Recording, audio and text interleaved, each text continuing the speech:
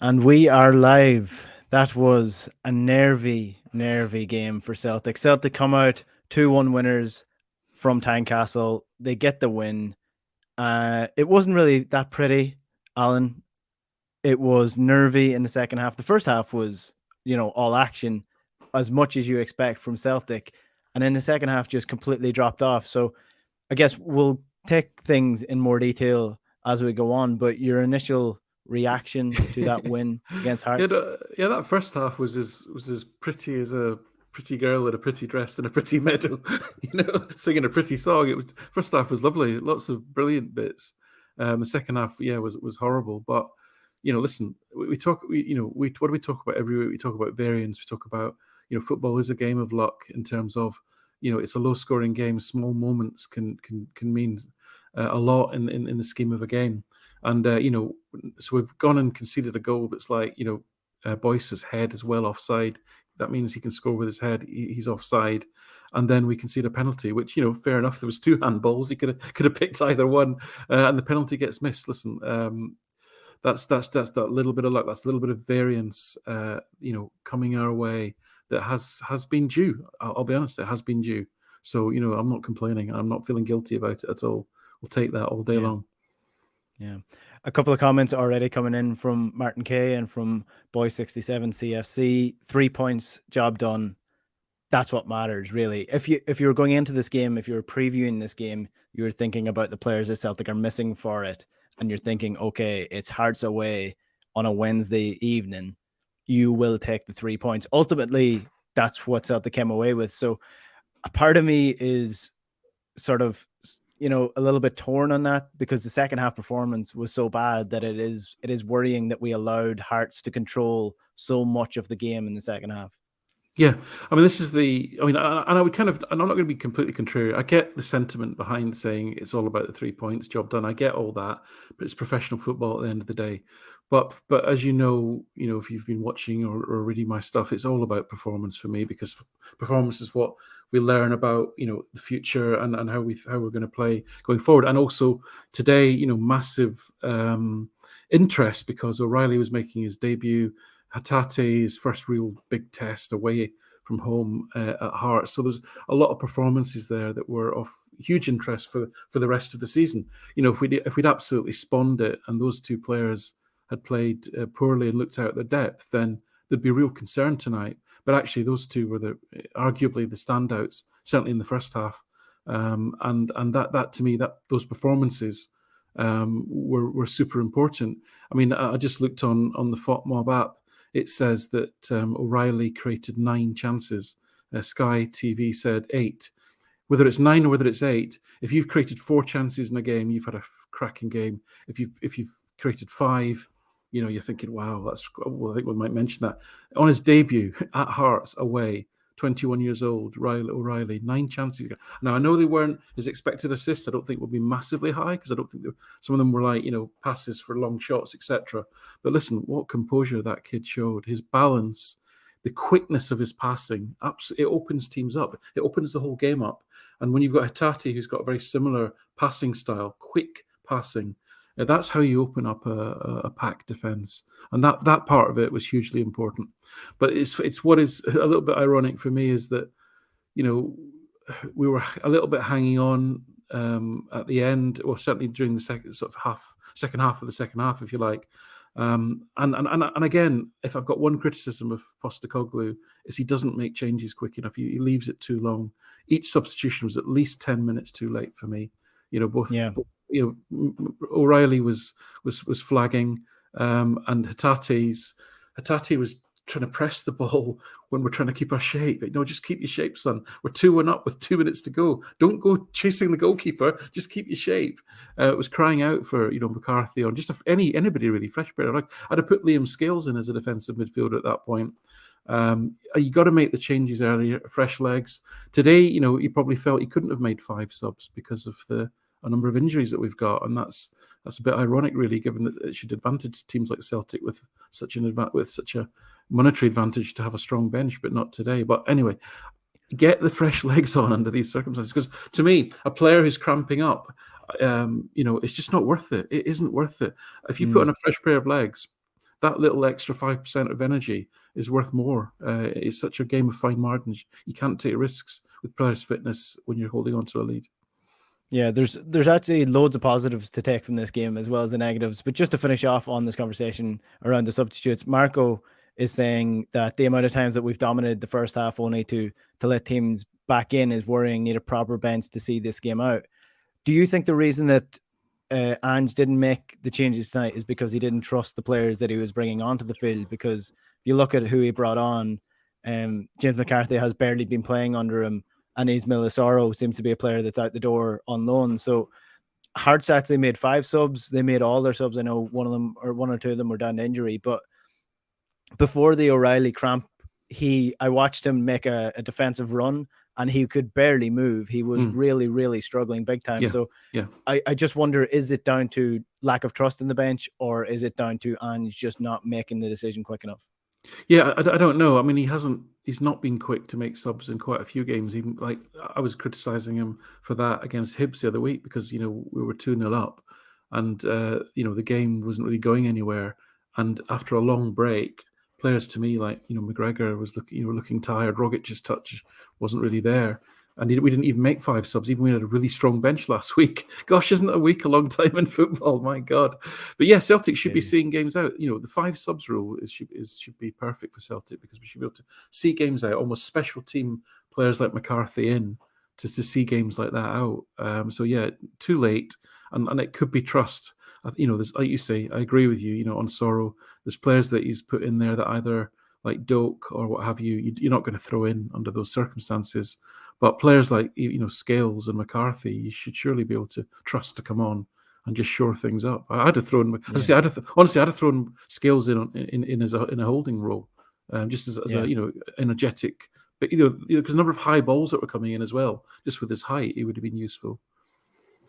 Yeah, it didn't necessarily have to be, a ball playing midfielder. Just the energy of the legs in midfield would have made a difference. So we mentioned O'Reilly. I personally thought O'Reilly was fantastic as well in that first half. Superb. I mean, some of the passes, it was almost like watching Tom Rogic out there, which was kind of weird. It was a really phenomenal performance for a player coming from League One, and we can see now why the MK Dons fans were so excited about him when he was at the team. I do want to talk about Giakoumakis because he was playing up front again, got his goal again. But personally, I think this was his most well-rounded performance for Celtic. He was dropping back defensively, getting on the ball, connecting the wingers to the game. I thought he actually played really well. I was really impressed with him today. Yeah, I think what you see, I suspect, is what we're going to get, which is somebody who's got a tremendous work rate, so his work ethic is good. He's not the most cultured on the ball, but 2 or 3 times he came back and won balls in midfield and just kind of laid it off simple and then got back. And just that work ethic and being a good teammate is actually really valuable because, we've got the creative players there. That's not the role that Postecoglou wants his strikers to play. He's not looking for a sort of, I suppose, a Harry Kane number 10 hybrid or an Odsonne Edouard who's simultaneously a striker and a 10 at the same time. He wants somebody to be on the end. The goal he scored against Alloa, I know it was only Alloa, but the anticipation over 3 or 4 yards in the box was great. The finish tonight, absolutely phenomenal finish. And again, the run across the front of the defender, the strength to hold the defender off and to execute that sort of balletic twist. And he absolutely meant it and he absolutely nailed it whilst being grappled by somebody like John Suter, who's a big, strong guy. Was fantastic. So I think if you get the ball across the front of the 6-yard box for him, he's going to score a goal. All 3 of his goals have been very similar in that regard. And what you're going to get from him apart from that isn't silky smooth skills. It's going to be work rate. He's going to put a shift in. He's going to chase the ball down. And I think he was great. I really, really was happy for him. Yeah, so was I. I thought it was a really good performance for a player who had to come on and prove himself a little bit, that he can do more than, just get himself about. I think he showed that tonight. Jota as well was absolutely fantastic in that first half. Yeah. I think it was Smith that went off, the right wing back went off. And honest to God, if I was marking Jota for that first 20 minutes, I would have went off as well. He called it a day and said, this is not what I'm He went off with a back straight. He literally twisted his back trying to keep up with him. It was incredible. He was incredible. I mean, the guy that they brought on, Atkinson, the Australian guy, was a lot more athletic. But I tell you what, Jota's fearless. He would just go at you. Absolutely fearless. I mean, he's a different class. He's a different level, I think, to most players in the league, in all honesty. Just his quickness and his bravery, his speed of thought, and his close control. Because every time he gets the ball, what you don't got to appreciate is that what he's trying to do, he's doing it at such pace. Now, to have that control whilst operating at that pace, and you play the game as well, Enda, it's not easy, is it? We can all look good when it's a slow game, can't we? I wish I had an ounce of the ability that Jota has in my own game. Before the Hearts goal went in, Celtic were actually playing quite well in the second half. It wasn't as if it was, all over the place. And it felt to me like Jota, O'Reilly, and Hatate were almost like the three mates that you bring down to your Astro to play against friends who don't play football at all. They were really just completely silky and in control of the game, and almost a different brand of football to what we've been used to this season with those three playing. It's very, very skillful, very tight football that not a lot of teams are going to be able to deal with. Yeah. It was the speed, and it was actually a nice balance because you had the sort of steadiness of Beaton, who's plays the game at quite a stately pace, and then Giakoumakis, you had that physical presence. It actually looked really well balanced, the whole attack. I think Forrest almost looked a little bit out of. I know he's coming back from a long injury, but he almost looked a little bit off the pace. Some of his, selection decision making tonight, I didn't think was very good. I was screaming at him when he took his last shot, I think, at the edge of the box, and O'Reilly was screaming at him for the ball just to lay it on. That was like, oh no, come on, James, you're 30 years old, you must know better than that. But I don't want to pick on him particularly. He is coming back in. He's done a full 90 minutes. He did a good. I think he tracked back well, Forrest. So I think again, full marks for being a good teammate. But I think the other three that you mentioned were almost playing on a different level to Forrest, and you do wonder. You do wonder. This is a glimpse into the future now. Next season, what's going to happen? Yeah, I went for Forrest in my starting 11 preview because of the work rate that he would give defensively, for no other reason other than that what Abada doesn't offer, James Forrest does in defensive work rate. I want to touch on Beaton in a sec, but can we touch on Greg Taylor?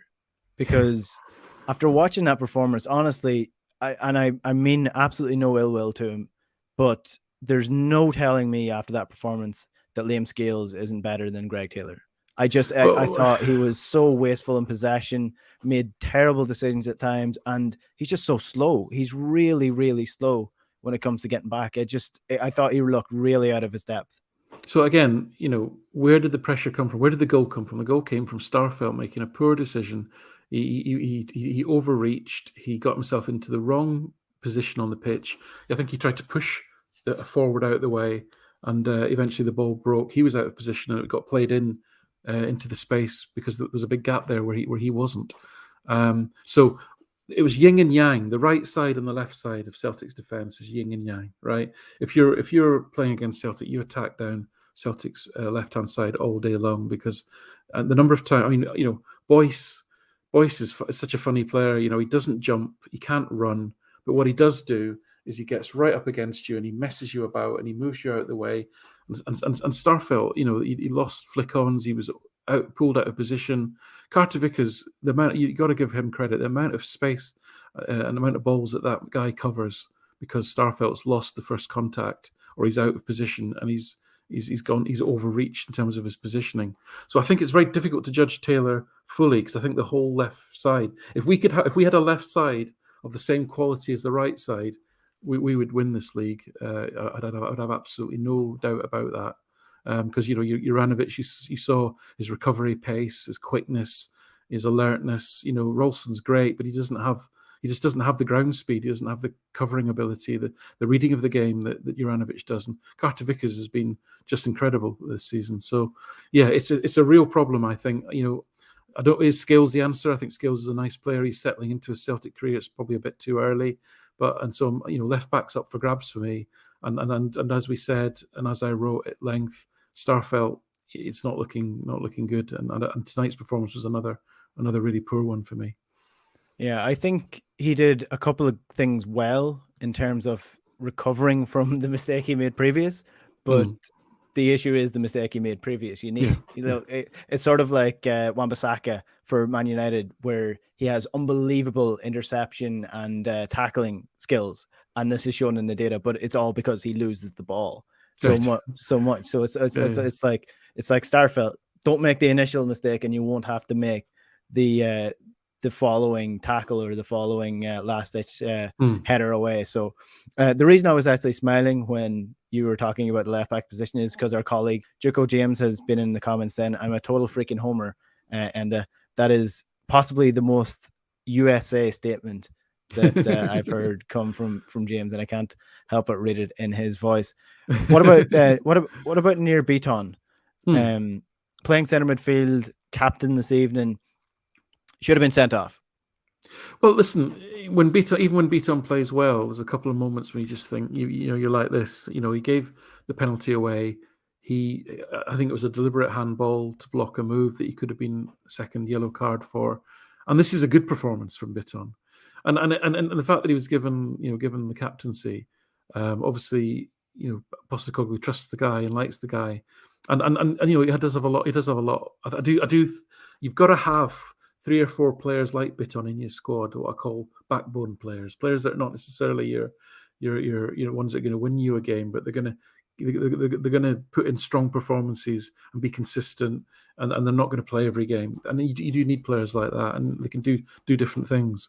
And I thought 90% of what he did, 95% of what he did was fantastic. But yeah, at the end of the day, he could have been off the park, and that's Beaton. You get that. You get one stupid thing at least every game. Yeah. Dennis McLaughlin, who I don't know if it's my cousin Dennis McLaughlin, who actually lives in Glasgow, is in the comments saying, I wish we could finish off the games instead of struggling as we have done again tonight. Otherwise, another decent performance. So I guess with Ange Postecoglou, you get that ups and downs. You get the helter-skelter half, and then followed by a little bit of a lag. Would you prefer to see Celtic play consistently and controllingly across 90 minutes, or would you prefer what we got tonight? No, I mean, I love the ambition of what Postecoglou is trying to do. I understand it, and I think it's a stretch. I do honestly think he's underestimated the schedule, the intensity of the games. Even a game against Ross County is going to be a bit helter-skelter at times. There are no easy games physically in the league. Even if Celtic end up winning, there's going to be a lot of challenges. There's going to be a lot of long balls to defend. There's going to be a lot of awkward moments. And I think just the sheer weight of games that are coming. I think they said 33 days. We've got 10 games. There's barely enough recovery time. And if you're playing the way that Celtic play under Postecoglou, you need recovery time. Players cramping up. You saw that they're physically, even against Hibs, great first half and flagging. He's got to use the subs more. He's got to use the 5 subs and freshen the team up. If you're going to play that way, it's going to be physically demanding. We're going to get injuries, and we're going to have players physically struggling with it. So I get how he's trying to do it. All I wanted tonight was to sit quietly, have a nice sip of beer, and watch a nice, comfortable 2-0 win, and it'd be quite boring. Please, can I have some of that? Yeah. I was sitting there at 2-0, and I was like, "Oh, this is delightful. Now I can relax for the rest of the evening," and then followed by 45 minutes of high blood pressure and not being able to breathe properly. It was it was a game where Celtic went in with a lot of injuries. They came out with 3 points, still 4 points behind Rangers after their 1-0 against Livingston this evening. I thought for all the life of me that Livingston were actually going to do Celtic a favor for once, but no. Well, when I saw their team, I don't know if you saw their lineup. I thought, my God, No. that's a really poor side. I mean, I'm sure they had enough to beat Livingston 1-0, but yeah, if you saw their lineup, you thought, oh, I don't know if it's injuries or what, but they had quite a strong bench. So whether he's rotating or whether he's some players he doesn't fancy, I don't know. But yeah, I was kind of 75 minutes. You're sort of thinking, oh, it could be. Yeah. No, unfortunately not. But Celtic will go again against Dundee United. I didn't even mention Rio Hatate's goal. Should Craig Gordon have done better here? I don't know if he can do anything about that. I mean, that was absolutely blasted at him. He just absolutely twatted it, didn't he? I mean, there's just so much power in it. It was a windy night. I don't know if we were playing with the wind. I couldn't tell which way the wind was going, to be honest with you. I think that just the sheer volume of it took him by surprise. I don't think... I'd love to see what the speed of it was. I don't remember the last time I saw a shot hit that hard.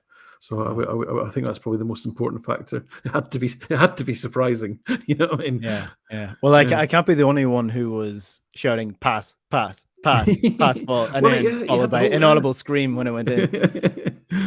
What a player! It was an unbelievable goal. Listen, that was great, Alan. We have Dundee United up this weekend, followed by the derby finally next week.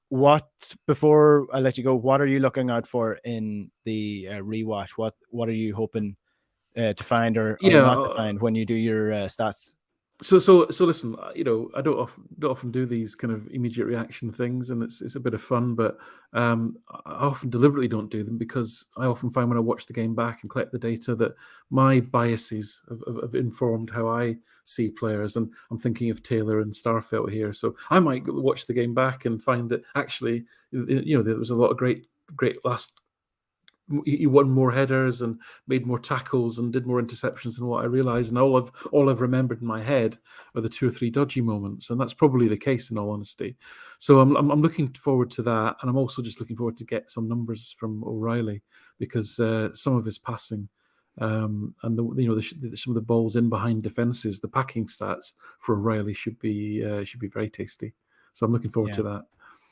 Well, I look forward to hearing them. If you want to hear it, you'll have to tune into the Huddle Breakdown tomorrow. And to get that, you can subscribe to the YouTube channel below by hitting the subscribe button. Get notified every time a video goes live. Hit a like on this video as well so more people can see them. Thanks to everyone who got involved in the comments, and keep them coming as well. We'll try to keep the conversation going.